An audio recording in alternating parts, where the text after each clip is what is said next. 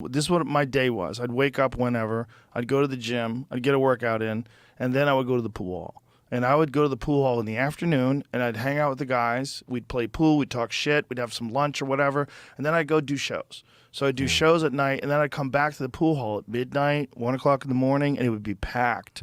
And those fucking animals would be in there gambling and talking shit and doing drugs, and they would stay up till 5, 6 o'clock in the morning, and then we would go to the Star Diner in Mount Vernon, New York, and we'd eat cheeseburgers, and like cheeseburger deluxe. It was a cheeseburger with like coleslaw on it and pickles and onions.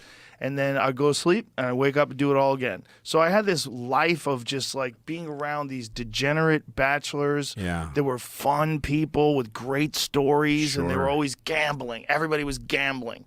And we're just playing pool all the time. And to this girl who's telling me, don't play that music. I don't like that music. I go, well, what do you like? Like, she was just like, everything was like, you know, I remember don't chew that way, don't do this, don't do that. Especially in New York, because it was wide open and it was infinite and open all night. And I remember those early years in my 20s living in New York, and I would do sets till 4 in the morning sometimes. It was like the improv on 44th and 9th, was like the last set was like 350 on a Saturday. It was something crazy like that. How many people were in the audience? None, like no, but like barely anybody. But you kept going, you know, just all night shows. Like I had a motorcycle because you could get to shows faster through traffic. You could do 8, 9 shows a night. And then you just get paid cash and it was a great life. And then me and like Kevin Brennan and Dave Attell and a guy named Dan Vitale, who just passed away, and a few other guys used to go to the diner on the Westway Diner on 9th Avenue. And the Westway was...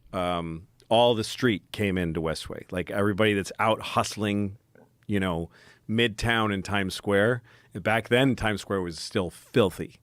And so there was always like a table of vice cops and then like a table of transvestite hookers. And they're out on the street. They're after each other. But everybody goes to the same diner. So it's like Wile E. Coyote. Yeah, it's like Wile E. Coyote and the whatever. Sheepdog. And they punch in. Yeah. How you doing, buddy? Morning, Sam. Yeah. It was like that. And the cops always had their guns show, you know, their shoulder holster guns show. And there'd be a table of comics. Wow. And we would just sit there and eat fucking Greek food and, you know, and just hang out and watch this weird, you know. I was so happy then. I was just so happy. It's such a fun time. Yeah. You know, you don't really know what's going to happen. You hope that you make it. You hope you can continue to make a living. Yeah.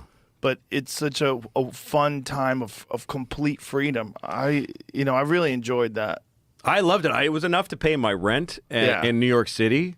And at the time, I liked New York City a little more than I do now because there was more like cool stuff like bookstores and Tower Records, and there was more movie theaters, and there was more off the wall culture and strange stuff to see, and more restaurants and diners. There's really not all night diners in Manhattan anymore. There isn't? They're gone. Like me and Bobby Kelly, when we were getting ready to do his special, I went to watch him at the Cellar, and then I said, let's go to a diner and talk it over. And we walked around there, couldn't find one. They all clubbed, and they closed at like midnight. Now, is that because of crime? Well, COVID killed a lot of places. I mean, it really distinctly changed the city. And it's thriving, New York. It's really, like, there are sometimes I'd hear people talk on your show and other shows saying, like, New York City is dead and it's dangerous. And I'm like, well, I don't know. We're here. Like, it's okay. It's a very resilient city. It's been through a lot. Yeah. So well, it's bouncing back. Just the fucking sheer numbers. Yeah, there's just so many people. Someone's going to pick up slack. Yeah. Somebody's business will fail. A lot of businesses fail. Katz's Deli's still open, right? Sure. That's open late. I don't know how late they're open. I think they're open till like 2 or 3 in the morning. They might be. That place is amazing. I love that place. That's my favorite New York place to eat late night. It hasn't changed. You give them the ticket, and then the guy... Yeah, you paying cash? Yeah, paying cash, and the guy gives you a little piece of pastrami while you're waiting. Yep. And you tip him. Yeah. And then you take these fat chunks of pastrami on rye back to you and a big pickle. Oh, my God. So good. It's very last time I was there, I rented a Jeff Ross. I'm like, this is the perfect place for you. Yeah, that's where he belongs. Katz's Delicatessen open 24 hours. That's right. Fuck yeah. Yeah, that's it. That's all that's left. That's what you want. God, I want to fly there right now and go eat. It's so good. The brisket. Everything's great. Fucking the fries are good. And they've been open since like the 1800s. Forever. Oh, look at that sandwich. Forever. Look at that fucking beautiful sandwich. Oh, So good. It's such a classic Jewish delicatessen. Yep. Just classic. There used to be a bunch more. There was a place called Ratner's on Delancey that was better. Jerry's But it's Deli gone. went under in L.A. Yeah, they all. That's a sad. COVID killed Jerry's Deli. Yeah. Jerry's Deli was incredible. I fucking loved that place. I used to stop at, well, the one in Woodland Hills went under before COVID, but I used to stop there on the way home from the Comedy Store. I'd call my wife. I'm like, look, I'm going to Jerry's Deli. What do you want? Get Nice. pastrami Reuben, a bowl of soup, and we'd eat together after my set. It was amazing. That's Like great. so much fun. That's great. Yeah, it was like such a good, Jerry's Deli was such a good place to meet people too. Like, yeah, let's go talk about it. We'll go meet at Jerry's Deli. Go sit there, go over jokes and shit. Yeah, sure. Yeah. Yeah, that kind of stuff. I mean, probably younger generations have their own version of that. But ours, I we're guess. 55, so Yeah. there's less of us.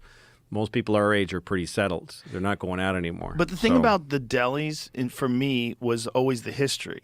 It Yeah. wasn't just that the food was amazing. It's like, this place has been here since 1875. This place has been here since 1946. It's like, there's like Cantor's is another Yeah, they still great have that. In place. LA, you can still Yeah. go to Cantor's.